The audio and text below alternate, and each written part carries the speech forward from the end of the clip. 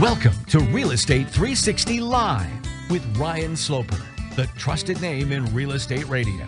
Now, here's Ryan Sloper. Welcome back, everyone, to another episode of Real Estate 360 Live. I'm your host, Ryan Sloper. For those of you not familiar with the podcast, my guest and I will cover all angles of real estate, from interest rates to the economy, what's happening in Washington, the Federal Reserve. Anything that affects you and your real estate decisions will be covered here. We do talk about things from the national perspective, but also dive deeper into some of the local markets. I'm actually located in the D.C. metro market, so you will get some insights into what's taking place here versus the rest of the country. If you haven't done so already, make sure you do subscribe to the podcast on iTunes. Many of you download from there, but you can also subscribe so that it'll instantly download to your phone anytime there's episodes. Also, if you prefer to sit in front of your computer while you work or wherever you may be tuning in, you can stream it at realestate360live.com. Also, on the right-hand side, there's an Ask a Question button for any questions that you have or topics that you would like us to touch on for future episodes. Joining me on our panel, as it does each and every week, is Louis Camerosano. Louis is a former school teacher, former attorney, and a former general manager of a major real estate portal. He's often cited in the media as a real estate industry expert. Wall Street Journal, Forbes, Fox Business, MSNBC, CNN, and numerous others. Louis, how you doing today? Doing grand, Ryan. How are you? I'm doing well, sir. Thanks for asking. Excellent. So, we've got, some interesting topics, not much different than some of the other previous shows that we've done here, but now all of a sudden the job market is booming.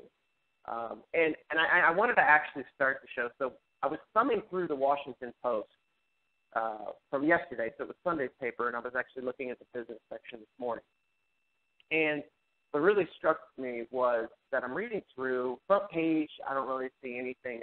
It's stories. It's all these stories about one of them was the story of a professor that's saying, there's such a need, there's such a huge gap between parents that are actually, wanting to read to their kids and educate their kids versus the ones that aren't. And poor kids back when were given the opportunity to grow and thrive and get scholarships, and that's kind of non-existent now. There's a bunch of other stories. And then, like, the second to last page, there was like a small little blurb, not even an eighth of a page, on the Fed and essentially their effort to want to raise interest rates. Now, it's very telling to me because this is not the information that they want to be front page news. They don't want people to really know what's going on.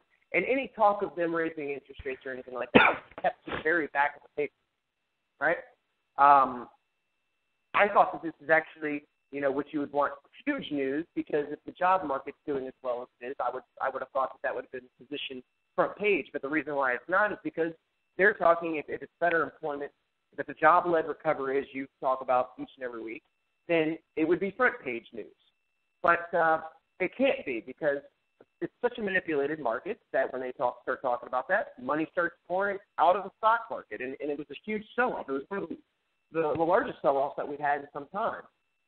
I want to kind of get your take as to some of the numbers, and here are the exact numbers from the employment situation. Pull it up here. We've got the jobs data for February. Non Farm Payrolls are 295,000 versus estimated 240,000. So this is considered a huge number to the upside. The unemployment rate supposedly somehow fell from 5.5% to versus the estimated 5.6%. Average hourly earnings were 0.1 versus estimated at 0.2. So obviously this is much stronger data than they were expecting. But yet, somebody still can't explain that in light of all those numbers, we still had a labor participation rate, which was also down. So I'm sure that you have a great way to look at this, and I want to get your take on the jobs numbers, the unemployment rate, labor participation rate, and this so-called job-led recovery that is going to potentially lead to the Fed tightening or actually raising interest rates come June. Ryan, it's a farce. And here's why. They have been saying that the job market is robust, it's in recovery, all the expletives, all the superlatives. it should be expletives, that they use to describe this stellar, strengthening U.S. labor market is all a farce. And one of the biggest and obvious ways that you can debunk the job-led recovery is by the labor participation rate. Now, the common rejoinder to the labor participation rate being down that the economic cheerleaders point to, they say, and Yellen has said this too, and it's 100% false, is that, well, that's because, people are retiring and leaving the labor force. No, wrong.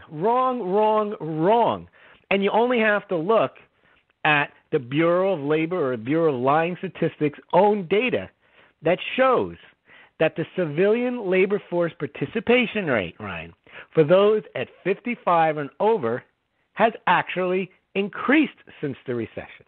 They are not leaving the labor force. And you pointed out why they're not leaving, Ryan, because they can't leave.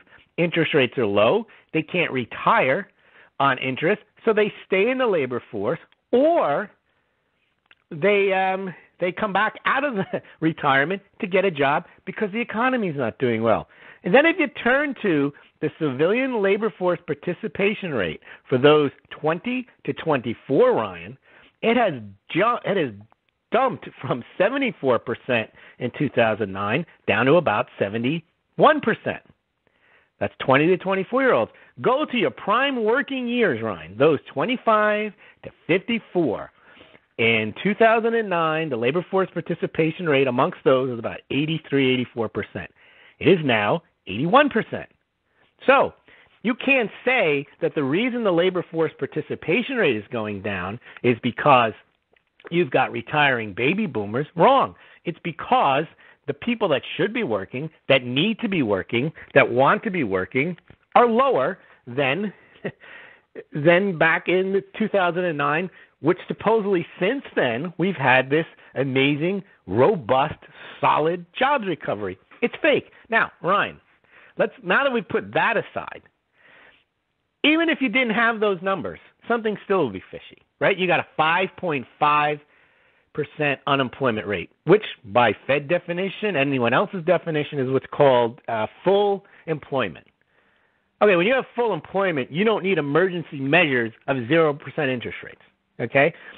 Another thing, if you look at this full employment and a robust, solid labor market leading the recovery, how is that possible when the latest numbers in the last month, 2 months, 3 months, up to 6 months in construction, industrial production, factory orders are all flat or down? Wages are flat or down. New home sales, existing home sales, car sales, retail sales, flat or down. Okay, you point out, Ryan, if people had these jobs and rates are low, the economy should be booming.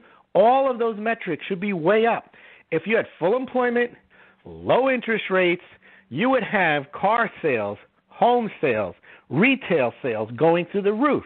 You'd have industrial production ticking up. You'd have construction ticking up. Wages would start to be going up. We'd be worrying about wage inflation. None of these factors are in play at all. The only number they have now, they have two numbers. They have a rising stock market and a phony labor market recovery. One final thing, and then I'll turn it back to you. If you look at the job numbers, supposedly these 298 jobs were created. What happened to the shale oil jobs that we know were lost? Official numbers, 1,100 were lost. That can't be true. We know there were far more. I think it was Challenger, one of the others, showed like a 16,000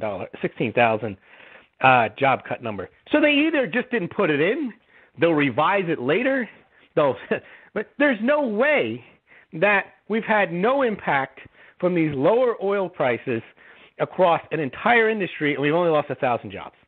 No. So they haven't included it. Now, sure, they can revise it later, when after people have forgotten about it, and they've already gotten the impact from this number.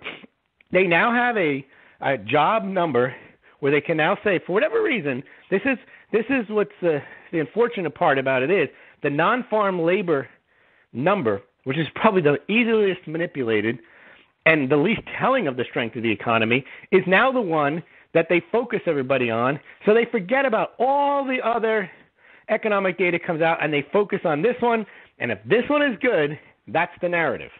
And that's why the stock market sold off, Ryan, because the markets are not concerned whether the economy or the health of the economy is strong. They're only concerned whether interest rates are low and cheap money will be available for companies to buy back their own shares. And as long as the Fed and central banks are going to buy shares, and as long as companies are going to buy back their shares, the stock market's going to remain elevated no matter what the economy does. And now that you mentioned the ECB is going to do QE, real money is going to flow over to Europe because you've got an easing situation instead of a tightening situation. But that won't harm the U.S. stock market because companies can continue to buy back their shares. Central banks will continue to boost the stock market. So you have no markets whatsoever. You have phony data, job market, everything is awesome. Right, Ryan? Yeah, everything is peaches and cream. It's interesting because one of the CNBC guests, and once again, I tell people when you're watching these shows, MSNBC, realize that what their agenda is, and their agenda is to always be pushing the stock market as high as possibly push it. Now, one of the guests had said that the lack of increasing wages is normal for this type of cycle. Normal. Hold on. We're 6 years into this easing, and it's normal for there to be a lack of increasing wages, but I just don't understand. I can't put this together. And the labor market is tight. You have unemployment at 5.5%. That would mean there'd be such competition for labor that they'd have to raise rates. You wouldn't be forcing minimum wage increases through state legislatures if there was such a demand for labor. Well, Yellen comes out and says herself that, that the employment sector has been improving. However, the labor force participation rate is lower than expected, and the wage growth is sluggish. So how is it just the fact that she says that wage growth is sluggish and the labor participation rate is down that she would want to raise interest rates? Because it doesn't make sense. Right. By their own analysis, they shouldn't raise rates. Right. But yet all of the talking Fed heads have been out there saying, yeah, we've got to do this. Got to do this maybe in June. and you and I said this is just more just for talk, right? They did this the last time when they started talking about them basically pulling back and coming off the juice with QE, quantitative easing their money printing, for those of you not familiar with the show. They started putting it out there. Remember, it took a while before they actually started to do it. But at some point, you had mentioned that in order for their credibility's sake, they were going to have to start to taper, right? And they eventually did. This is the same exact thing here. They are starting to say the narrative has started that they're going to be raising rates. Now, will it happen in June? I don't think so, but it could. Because we have the Bureau of Lying Statistics, as you call them, coming out and making numbers, whatever they want them to be, so that it fits the Fed's narrative. And as long as it fits the Fed's narrative, then they can feel confident in making whatever decision they want, whether it be September or next year. Totally justified, Ryan, in raising rates if the labor market is this strong. They just will ignore the rest of the data. They'll ignore the rest of the labor market data. They'll just look at the top-line job number creation. They'll say, well, see, if the labor market is strong, we have to raise rates. Yeah, and anybody that reads any deeper into the numbers, as you and I do, will find that, we couldn't be at such 180 degrees opposite of where they think we are, right? It's unbelievable that people actually buy into this BS because there's not anything out there really other than, as I mentioned, if you just took for face value, if you didn't look at anything else and all you did was pick up the paper every day and looked at where mortgage interest rates were and looked at where the stock market was, I could see where you'd be confused to say that it looks like everything's okay. But that's why I always say that you have to ask better questions and understand why they are where they are. Right. Why are interest rates at zero? They're manipulated. They've been masterfully manipulated for a very long period of time, much longer than you and I ever thought the Fed would get away with manipulating them. But as you mentioned, it doesn't matter what happens if they raise rates or not, if they lower rates or not. The Fed's going to be there to buy up assets, to force banks to buy treasuries. There's going to be somebody to pick up the slack. Right, why don't you pick up on that point with the reason we thought they could never taper was we said, well, who would buy these bonds? And then we found out about this mystery Belgian buyer. But then, Ryan, the banks also buy treasuries because the Fed tells them to. So someone had to pick up the slack of the Fed not buying them. And for the banks to buy treasuries, it's no big deal. It's actually good for them. They borrow money at next to nothing from the Fed, and they buy treasuries. So basically your QE continues.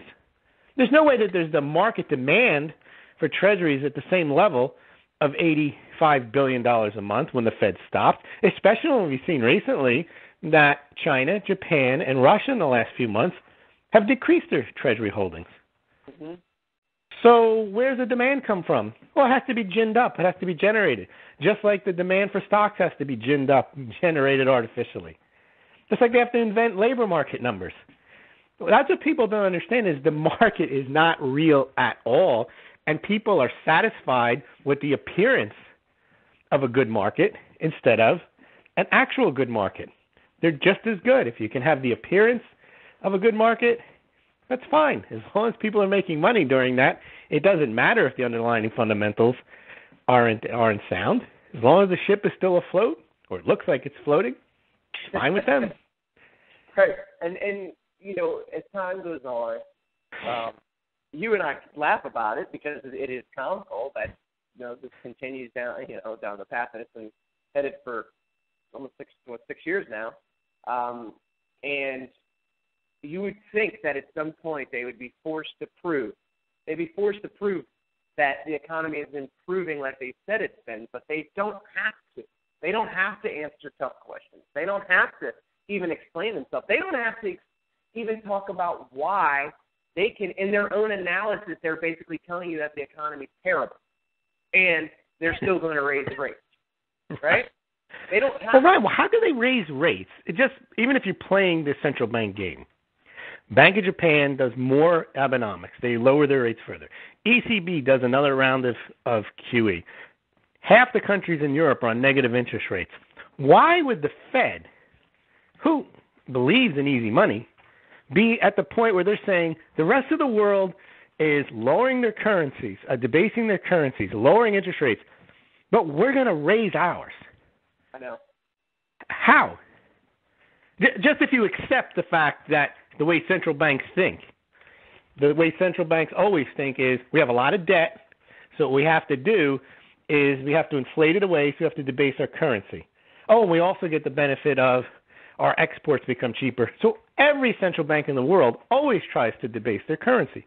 Mm-hmm. Why would the Fed be out there saying, and especially since the Fed wants inflation, they're not near their inflation target, they want, they're worried about deflation, raising rates will only worsen that dynamic in their minds. Mm-hmm. So what's the rationale other than they're trying to appear, quote, credible, that all this easing worked, and now they can raise rates, and now they've gained some credibility that if something happens, they can go back to not raising rates again. And so they can go back to lowering rates and go back to more QE. That's the only thing I can think of, Ryan, that it's a credibility play, that, the central bank isn't just this bank that prints money indefinitely and has rates at zero. They actually got the job done, rose rates, and they're credible and they're prudent. Well, I think that's all it is. I think it's just Can only be that. Yeah, and if you look what happens every time they come out with this language, you'll see a pretty substantial drop in the stock market, right? So I think it's actually a way to kind of measure the market expectations, where they can kind of, if they start seeing it go way out of sight, which it's been doing, they throw this language out there and they get that pullback. Now, like Bullard did that one time when the market was collapsing in October. Mm-hmm. Just as they were ending QE, he said, we might have to do QE again, and everything. Oh, okay. That's fine. Well, stock market went back up. And it's just more. When Fed President St. Louis President James Bullard jumped in, saved the market from a meltdown, and said, we might do QE again. That put in everyone's mind that, okay, the put is still there. We need it. they will back us up. They won't let the stock market fall. Yeah, I mean, it's Fed speak, right? It's like, we'll throw this out there, but we reserve the right in unprecedented times or global uncertainty to reverse course. Now, or if something is, quote, unexpected. See, right now they've built the narrative so strong that the economy is doing so well that if it turns out it's not, it'd be unexpected. Of course it would be unexpected. We have 5.5% unemployment. Yeah, I mean, the economy is humming. You've got the media propaganda of AP, Bloomberg, CNBC, Reuters, all talking about robust, buoyant, strengthening U.S. economy. If it turns out that it's obvious it isn't, well, then it's unexpected because they've created this narrative. Right. Look at that jobs number last Friday. Robust, buoyant, solid. They used all the superlatives. Yeah, they pulled out all the stops on Friday, and you know. And the market believed it. They said, "Oh, that's good news," but no, not really, because the Fed might raise rates, and we don't have any cheap money, so we better sell our stocks. Yeah.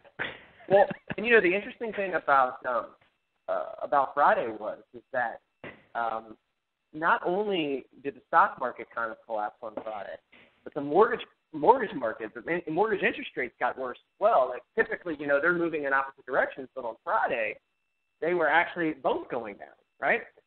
Right. So a jobs number was not good at all for mortgage interest rates or the stock market on Friday. Now, many people, and this is what happens when you're in an artificial market, right? You can't really predict anything because there's no normal forces at work here. It's 100% just mass manipulation of the market. It's Fed speak. Everybody's trying to read between the lines, just like you and I are saying.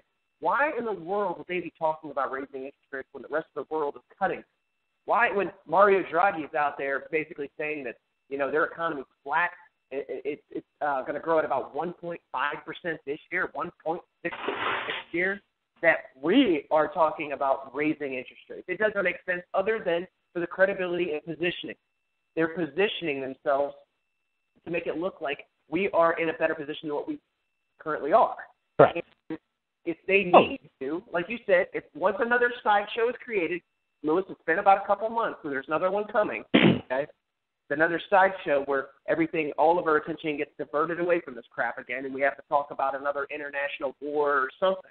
But it doesn't mean that the underlying issues in the economy, the systemic issues that are in the economies across the globe, don't exist anymore.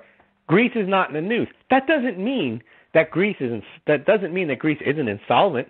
That doesn't mean that the only way to save Greece is by giving them more money and lending them more money and making the problem worse. They are masters at everyone, you know, the expression kicking the can down the road or just ignoring it.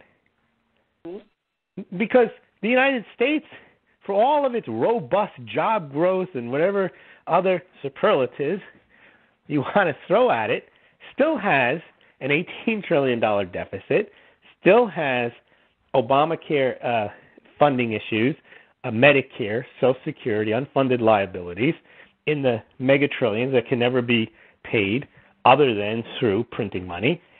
And because no one's talking about it, doesn't mean it doesn't exist. And I think that's where the narrative shifted, Ryan.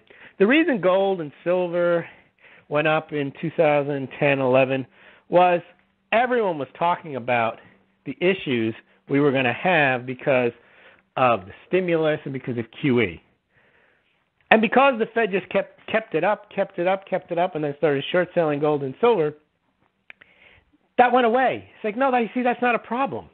That's not a problem at all. All you people saying that there's a problem, there is no problem because we're not going to talk about it anymore. In fact, the only thing we're going to talk about is why it's not a problem.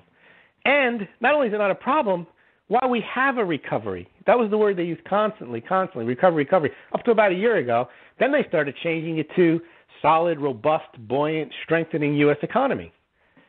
So now, if you have those, it's very hard to say, well, there's something wrong when you're talking about a robust, buoyant, strengthening economy, solid. And because no one talks about it, well, then it doesn't exist. If it's not in the news, it's not in the media, it's not a problem. Right. Most people who aren't paying attention, They only know what they read in the paper or what they see on the internet.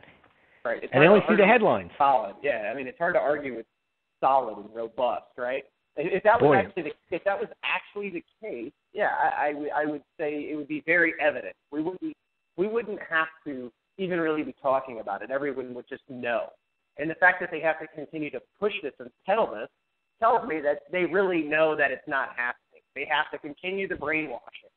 And it's unfortunate. It is so unfortunate because, I mean, the numbers don't add up. They actually admit that the economy is not doing what they want it to. But they can't come out and just flat out say, hey, we've been successful for the last 6 years trying to accomplish what we want to accomplish. So they have to just talk about whether they're going to raise or lower interest rates and talk about why things are sluggish or not as they should be. And it's just a joke. You know what? There was another interesting report too. I believe it was the Fed had reported January consumer credit was less than the forecasted $11.6 billion from December. So revolving credit, the use of credit cards declined. I believe it was about $1.2 billion. Now, consumers are not using their credit to the level that would confirm all of this great bullish economic growth that's out there, right? So in a great economy, don't people spend more freely? Don't they? Last time I checked, if more people were buying new houses, new cars, and all these things, they'd also want to furnish those houses, decorate those houses, and typically, where are they going to put that or get that money, Louis? Last time I checked, probably credit cards. Well, what are people doing, Ryan? Their savings. The savings rate is going up, and that doesn't reflect any cultural shift. The United States has been sold on the credit spending for the last 40 or 50 years. The Americans don't save, have reduced it. Americans are saving out of necessity now. They finally got the message. I mean, you can throw all this out there, spend. Economy's wonderful, jobs are wonderful. The average people know it's not, so they're saving their money. And the Fed hates that. Yep. And that's where the real issue is, Ryan, that we don't have a cultural shift. Now we're a nation of savers. People are renting because it makes more sense. No, people are renting because they can't afford the down payment, even if it makes more sense to buy. They can't get the mortgage. The cultural shifts are happening not because of culture, because of economics, which eventually become cultural shifts. That people realize staying at home, millennials, there's no stigma attached to it because they have to stay at home. But if everybody else is staying at home, then culturally staying at home isn't a problem. If when you leave your parents' house, you rent, and that's what everybody else does because of economics, well, then it becomes cultural. And that's what they're failing to see, is they're using prior cultural things that people did and say, well, people get married, they form houses, they form households, and they buy houses. Yeah, because they were able to, and it made sense, and it was the right thing to do. Now it may be something they want to do, and you talk about this a lot, but they can't, so they don't. But yet they keep talking about the millennials are on their way, Gen Y, Gen Z, they're coming to save the housing market. Household formation is up. We talked about it last week. Wages are up. My gut tells me in that Fortune article, like Brown, whatever his name is, from Ritholtz Industries, whatever he does for them, that somehow this is all going to happen because it happened in the past and this is what we believe we want to happen, so it's going to happen. Right. And if you think how flimsy these arguments are for a strong economy, but people just gobble them down and say, well, yeah, must be true. It was on TV. It was on CNBC. It was in Bloomberg. It was in Fortune. Yeah, and I think, they look at all these, publications as credible, right? And they know. They don't. Yeah, they know, and they don't they don't challenge what they're putting out because they don't know any better to challenge. Yeah, and that's more or less is exactly one of the reasons why we do the show. Hopefully, there's somebody that doesn't necessarily know, and all of a sudden they start listening to the show, and they're like, well, maybe I should start paying attention. It doesn't take much. First of all, the writers, it's not like they have advanced degrees in anything. Not that you necessarily need an advanced degree, to understand economics, but they don't even have it. They're just writers. So they know how to put a sentence together, maybe even a paragraph if they're good at it. That doesn't mean they understand. And generally, in my dealing with many journalists, they don't investigate anything. What they feel comfortable with is a pre-written story coming from the mouth of someone who's a perceived expert. And if someone is an expert, they can quote that person, they can take the documents that person sends them, and they'll also appear as a credible reporter because their sources are credible. But no one looks beyond, are those sources really credible? Is somebody credible just because they have a degree, just because they write for the Wall Street Journal, just because? I mean, people are fooled by credentials, and that is 90% of the game, is throwing out a statement as long as it's attached to something that, not credible, but that is credentialed, then people believe it. And then they spout it, and they repeat it over and over and over again. As long as it comes, and I hear this, you see it online, people repeating what I call, well, I don't call them, but that's what they're called, memes or memes, I don't know. But they see something, it comes from what they think is credible, and they just cite it as fact. And that's the response to anything, is they just cite it back to you because it came from that credible source. Yep. They don't have to think about it. Well, Joe Smith says, well, so what? Yeah. Einstein said a lot of stupid things. You could probably put together a book of quotes of things Einstein said that weren't very smart. That doesn't mean he wasn't very smart. It just means some of the things that he said weren't smart, and you shouldn't go around repeating them just because Einstein said them. Yeah, and I mean, you figure on a day-to-day basis, people are watching CNBC, MSNBC, or whatever shows they're watching, CNN, and they are just taking that as a credible source. They said something, and they repeat it. Guess what? Repetition is very important. It is dangerous. Recovery. It's in every story. Of course it is. And now it's solid, buoyant, robust, strengthening U.S. economy. And it's dangerous, Louis, because this has been going on for 6 years now, and all that we've actually done is dig a deeper hole. What we haven't, you know what I mean? Ryan, if you were a doctor and you had a patient that was recovering for 6 years, other than a patient who's been through, the most horrific accident, you'd stop using the word recovery. You start using the word terminal. Yeah. It's not recovery is a temporary period between sickness and wellness. It's not a 6-year media event. The fact that they're still talking about recovery indicates how serious the problem is. That's why they probably stopped using it about a year ago. Yeah, now they're talking about solid, robust, strengthening, buoyant. Yeah, and now we have the 5.5% unemployment rate that's going to start to get pushed out all over the place. How's that a recovery? I mean, that's dynamite, 5.5% unemployment. That's what, that's the holy grail of employment. That's full employment. What was the total labor participation rate? Wasn't it like... It's 68 or 60. No, is it 63, 62? Hold on. Let me see if I even have it available here, because I have it broken down by age bracket. But it's the lowest since 1978. Yeah, and I had it somewhere in here too. But it's ridiculously... Yeah, the blended rate is in the 60s, low 60s. I mean, it's just incredible to me that...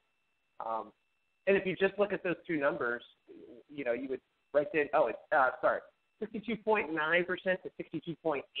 Yeah, low 60, 62.8.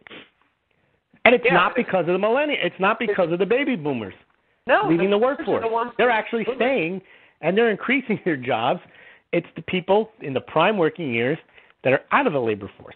Well, if you actually go back and listen to a couple of our previous episodes, we dive deep into, seniors and the need for them to go and get another job, and why retirement is pretty much a farce at this point as well. People aren't. We did a blog. I think it's entitled a podcast that how senior citizens are taking jobs from millennials. Yes. In the grocery stores. I saw a 65-year-old, 70-year-old guy pushing the grocery carts. He shouldn't be doing that. You tell me there's not a kid in the area that can't push grocery carts? Well, and I used my grandmother as an example, if you remember that episode, and I actually, at one point, I think my grandmother was 82 years old now. At one point, she had 3 jobs. Now, she wasn't getting paid for any, and she was volunteering at all of them. But if she's willing to volunteer for 3 jobs, I'm pretty sure that there's many people that aren't even willing to go out there and trying to find one at a minimum wage, right? Right. And if she could, at any point, she could go and she could get another job. She's had experience. She's consistently been volunteering. I'm sure somebody would actually give her a job and actually pay her a wage. And she's 82 years old. Right. Go in your grocery store. Go in Home Depot. Go in Lowe's. Go in any of those big box stores. You don't see a lot of young people. You see some of them. When I was 20, 25, and worked those types of jobs, that's all it was. There was no older people other than maybe the manager. That wasn't a job. That was an entry-level job. Yeah. You did it in high school. I don't know if high school kids even work anymore. You did it during college. You might have done it after college until you got yourself another job that your degree was in the area that your degree supposedly prepared you for. But you didn't have 60, 70-year-old people working in those jobs. No, you wouldn't. And the interesting thing is there's nothing wrong with those jobs. I mean, that's fine. I would take a job like that if I had to take a job like that. There's nothing wrong with it. It's just that it's a sign there's something wrong with the economy when those jobs are not being filled by younger people. Well, and part of because the skills level is there. You don't need to have worked 40 or 50 years by the time you're 7 years old to do that job. Right. Bagging groceries, and there's, you can learn that as a 12-year-old. Well, the Fed has conditioned everybody at this point, year's end, that the economy is robust, right? And so if it's a millennial or it's somebody that just comes out of college and they're looking for a job, they're going to say, I'm not taking that job. Exactly. Everything because the market is robust. I'll wait for a good one. Or I'll take on more debt and go back to school and get a better job when I come out. Yeah, so, I mean, it's its own. And why should I worry? I'm living at home.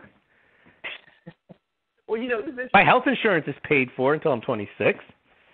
So where's the rush? Economy's booming, and it'll still be booming when I'm ready to get when that job that I want comes along. Well, we talk a lot about millennials on here and how this is like going to be the main target of many real estate professionals across the country to market to millennials. I don't remember which podcast it was, but I actually did have somebody write in who was actually one of the so-called millennials.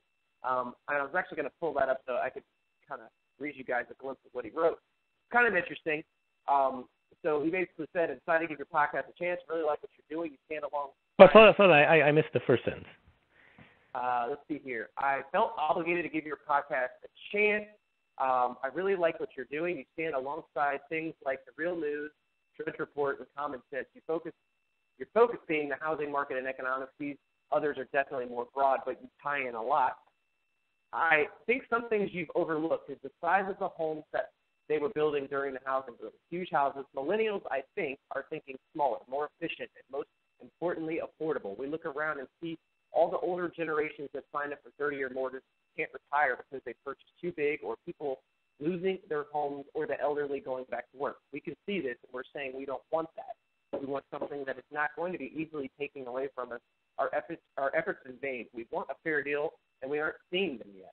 When the wages of the young are high enough for them to afford a home, they will buy one. But as you're talking about, more people are going back into the workforce, so supply and demand take over as wages go down, the value of time is going down. An already decreased demand for labor is met with a giant wave of people trying to attain this very limited amount of reasonable paying jobs. It's a downward spiral. You have to work more because you're paid less. More people work more, so the value of time goes down and they get paid less. It just changes. I'm 23 years old. I started a small business. I've worked in construction, retail, manufacturing, and I'm a professor from a BA in history from Towson University. In my spare time, I enjoy reading CNN, Drudge, the Real News Network, the New York Times, and whatever I can find that I think is another story. Now, interesting because very intelligent comment. Yes, and he's not your average millennial. No. He's not. And the reason why he's not is because he's doing research. He's actually. But let's not cut on millennials, because in every age group you have the same lack of interest and the same lack of research and the same head in the sand mentality. It's not millennials that suffer from that uniquely. No, but you know what the thing is that he makes a lot of sense, but there still is the fact of the matter is that not all millennials are just looking for a smaller home. It's just that most millennials, they're just not going to afford it. They also can't afford a larger home. They can't afford a larger home. They can't qualify for a home. Why do they want smaller homes? It's really because they can't afford them. And there's reasons why you can't afford a larger home. They tend to be outside of the city, which means when the gas prices were higher, that was a real problem. Right. You had to pay $50, $60 a tank to fill up to go in if you had a job. And you had higher property taxes. See, the reason they want smaller stuff, because smaller stuff is more affordable. See, what they're trying to say is culturally, that's how they think. No, economics makes them think like that. Because if there was money left and right, and they were making a lot of money, they wouldn't want these smaller, more efficient homes. You only want that. It's the same with cars. We all know that. When gas prices are expensive, culturally, people prefer smaller cars. No, they don't. It's all they can afford. Then, what about Hummers? When Hummers were popular, as when during the, dot-com bubbles and stuff like that, because you can afford them. And then when you can't afford them, you look at a Hummer as a big gas-guzzling waste of time. Someone's trying to compensate for something or other. It's only because they can't afford them that people don't want them. Well, look what happened when gas prices went down, right? That's when the time when everybody starts buying SUVs again. And then Correct. If oil prices shoot back up and gas prices rise to those levels, they'll be getting rid of those vehicles again. And people justify getting rid of them as being crass and as being a symbol of greed. The same people that say that would be the same people that would buy them if they could. Well, and the one thing in that comment that he made on the Real Estate 360 Live page was that he said, most importantly, affordable. See, to me, yes, that's the only thing.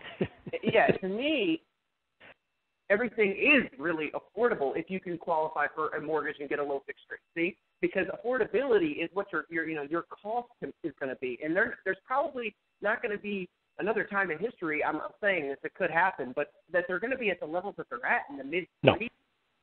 I mean, come on. Unless they start giving away houses, that's the only and telling you don't have to pay for 10 years, layaway plan like a couch. Only without the high interest rate payable. Right, and I think people pay too much attention to price and not enough attention to cost. And even if prices were to retract by 50% again, and interest rates are 7 or 8%, it's still going to be just as expensive. Yep. So. We talked about Ryan from day one of the show, 3, 4, 5 years ago. It almost always makes sense to buy a house if interest rates are very low, because you're locking in your cost of shelter for 30 years if you get a 30-year fixed rate low mortgage. So what if the house price goes up or down? If you're not moving, it doesn't matter. The only thing you got to worry about is your taxes going up, and your property taxes. And people are like, well, I don't. And then you can refinance too if rates go lower. And that's happened. That's happened many times. Absolutely. Many people are caught up in treating their home as this investment. Right? Where'd they learn that from? Well, the last boom and bust cycle and TV, CNBC, Keynesian economics. We need a housing boom. It's good. Yellen. People feel richer if their home prices go higher. They spend more money. Yep. People have been trained to think that the house is not an asset, but some kind of investment that you can draw money out of, that you can swap, you can trade. And that's where people mess up the idea of home ownership with investing. Yeah, it's your primary residence isn't an investment, it's an asset. You got to keep it up, you got to put money into it, you've got expenses, you got to pay property taxes, but it's an expense like food is an expense. You're not trying to make money off of food. You don't try to make money off your car. You own a home because you need a place to live. Right. and you lower your cost of shelter by buying one at low interest rates. Well, and once you try to start making money out of that, that's where things get dicey. I think one of the... Want to make money in real estate, do what you do. Buy houses and sell them, right. or buy them and rent them out. Correct. Yeah, and that's completely a different, we're talking about a different ball game there. Totally different.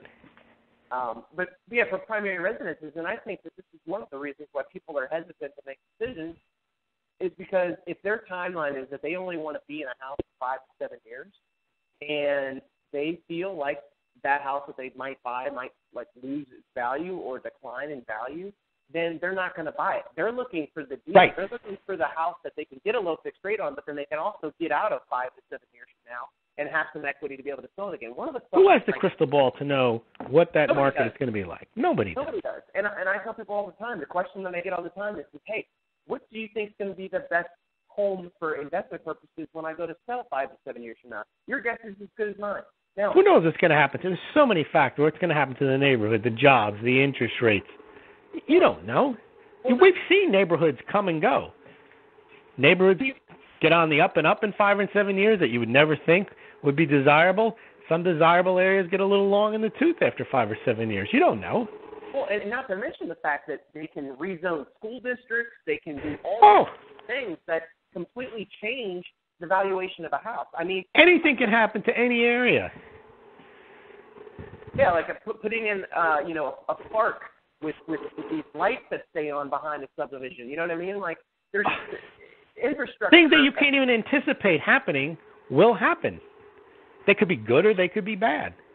Yeah, but with all that said, if you were to take out a fixed rate mortgage and you're supposed to stay somewhere less than 4%, and you have that mortgage payment for 30 years and it can't change other than your taxes and insurance, you're protected. Your mortgage, for most people, is your largest debt.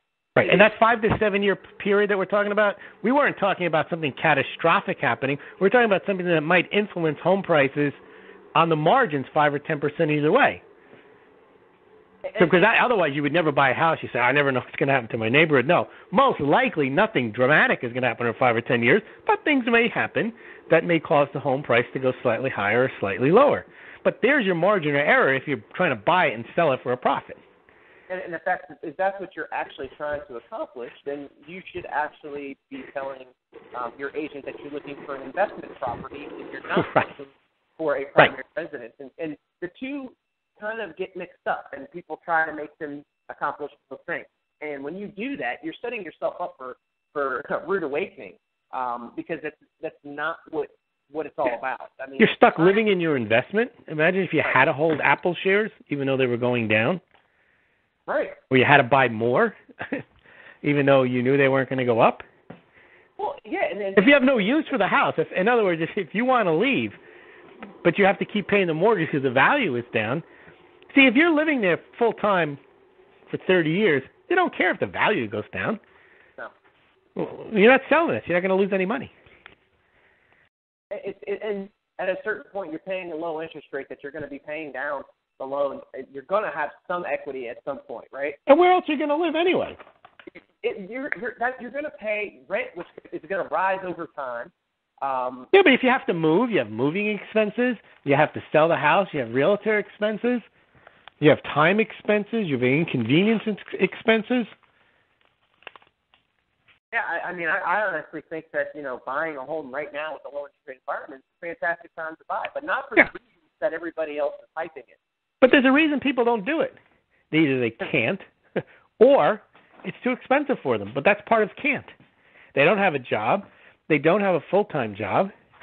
Or if they do, they can't get a mortgage.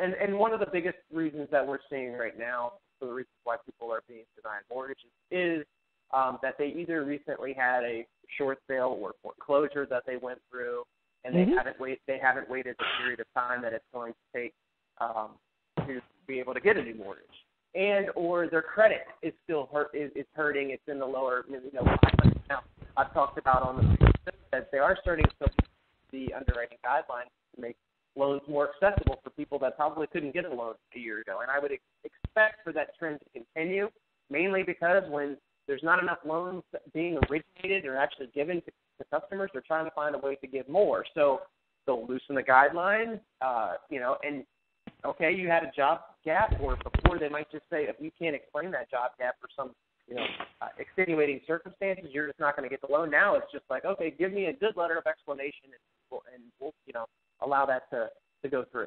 And that's going to be, more, I think, where we're headed. They want to start to push people that probably should not be buying homes into homes. Now, that's not good. That's not good at all, because we're just repeating what we just came out of the last go around. And but I don't, this market, as we talk about, Lewis, it's so manipulated. The media wants you to always think that everything is just rosy, this rosy picture of everything, and the Fed wants this rosy picture of the economy, and that everything is booming and robust and buoyant. I mean, all the different words that they use. At the end of the day, we know that, just going back to the eye test, labor participation rate is terrible. We have more seniors going back and taking jobs because why? They can't afford to live on retirement money that they have.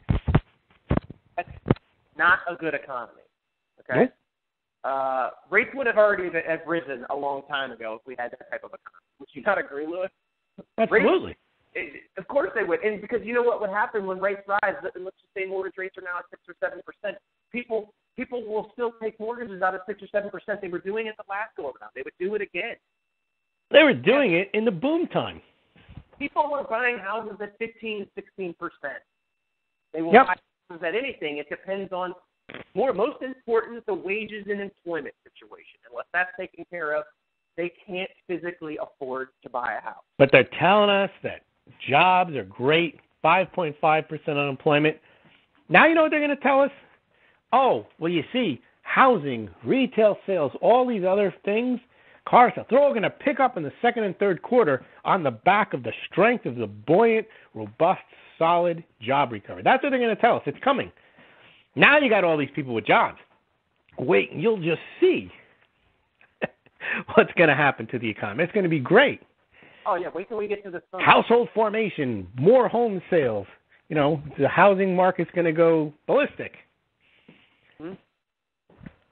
And they say these same things year after year after year. Always next year. Remember, recovery summer was 2009. Right. Welcome to the recovery. They always have explanations like, snowstorms and who knows what else. Oh, by the way, I thought the weather was supposed to impact job growth. Didn't seem to be the case. They were ready to trot that excuse out if the numbers weren't good. When the numbers were good, but see, the next time the numbers are bad, they're going to say it was the weather because it was a different type of snow. It was a different type of cold than we had, Of course, it's it's just off and on. I mean, you just never know what you're going to get. But if you know what you're getting with the Fed, is that they're going to just continue to just beat around the bush. I mean, they're going to make up numbers, or the BLS will make up the numbers to fit the narrative of the Fed. The Fed will continue doing much the same, which is continue to print. Of course, the banks buy treasuries, all the other debt, and keep interest rates low to help the banks. The average Joe out there is still going to struggle, but their debt and savings accounts are not necessarily doing what they want them to be. It's going to be difficult to buy a house for some time, especially for people that are entering the workforce, because they've been brainwashed into believing that the job market is so plentiful, right, and that they can get the dream job that they want. But yet it's not happening. Yet we have basically these staffing agencies increasing with their revenues from like $1 billion to $3 billion over the last 2 years. But how does that happen in a robust job market that everybody wants to outsource their jobs, which also means they basically don't want full-time employees anymore. They want contracted employees. All this doesn't happen in a stellar economy. I can promise. Nope. And they can continue beating that drum all they want, and we'll be here week in and week out to tell you that it's a farce. We'll be here when the unemployment rate is 3%, 2%, 1%. 3%, and the labor participation rate is 50%. Exactly.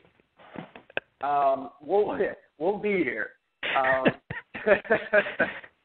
And it's not. Hey, don't laugh. I mean, that's how they'll get the unemployment rate that low. They'll just say people aren't in the labor force.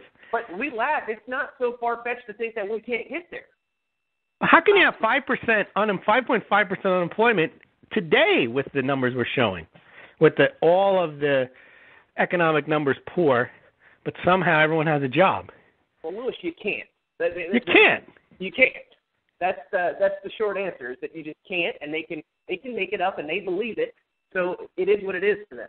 But one of our predictions for this year was a substantial minority will start to say, wait a minute, this isn't right. How could this possibly be? We don't believe this propaganda you're shoveling our way about the recovery, solid, buoyant, strengthening economy. Yep. Robust. Well, I don't see it, though. I just see the same people who already didn't believe it 6 months ago, still don't believe it, but everyone else either doesn't care or they're on the other side and they're cheerleading. Of course. And the only thing that will make them believe it is if all of a sudden their stock portfolio, retirement accounts decline by 5%, then they'll start to believe it. Or they lose their job.